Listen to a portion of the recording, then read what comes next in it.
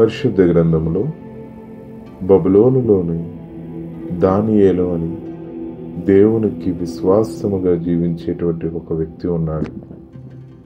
అతనంటే రాజైన దర్యావేసునకు ఎంతో విశ్వసించేవాడు. రాజు అతనిని ఇష్టపడటం మిగిలిన కొందరు అధికారులకు ఇష్టపడేవారు కాదు. వారందరూ అసూయతో నిండిపోయేవారు. వారు అతని నమ్మకాన్ని చూచి అతని మీద పన్నాగాలు పన్ని రాజు దగ్గరకు వచ్చి రాజును మోసము చేసి ఒక శాసనమును, ఒక చట్టమును చేయించారు. అది 30 రోజులు దేవునికి ప్రార్థన చేయకూడదు అన్న చట్టం. దానికి ఎవరు విరుద్ధంగా ప్రవర్తించినా వారిని సింహాల గుహలో పడవేస్తారు. దానియేలుకి ఆ చట్టము గురించి తెలిసినప్పటికీ యథావిధిగా దానియేలు రోజుకు 3 సార్లు దేవునికి ప్రార్థన చేస్తూ ఉండేవాడు. అతడు విశ్వాసములో పడిపోలేదు. ఆ చట్టాన్ని లెక్క చేయకుండా వాడుక ప్రకారం ప్రార్థన చేస్తూ ఉండేవాడు.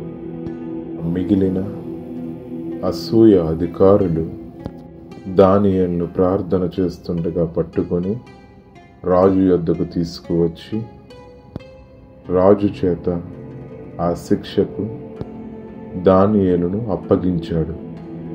రాజు మనసులో దానియేలు పట్ల ప్రేమ ఉన్నప్పటికీ ఆ శిక్షను తప్పించలేకపోయాడు. అలా సింహాల గుహలో పడవేయగా దానియేలు ఆ గుహలో యథావిధిగా ప్రార్థన చేస్తూ ఉన్నాడు.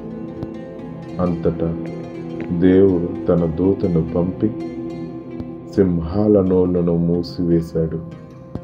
దానియేలుకు హాని కలగకుండా చేశాడు.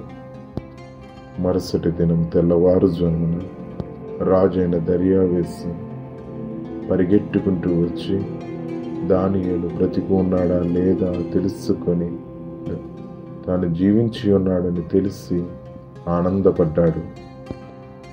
ఇక రాజు